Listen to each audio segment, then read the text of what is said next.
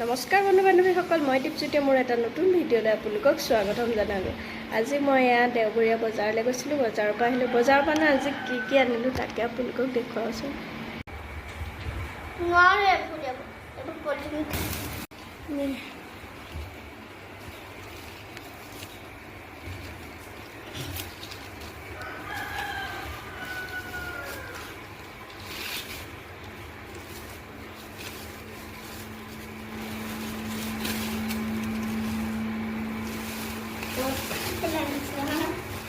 কি নেমুহে চবতকৈ সৰহকৈ আনিছোঁ, গম পাইছা?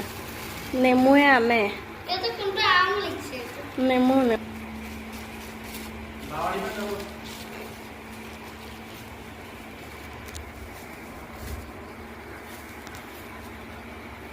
দুটা পলিথিন পলিথিন ভৰি গ'ল আৰু এটা পলিথিন ল'বি এটা সোমাব।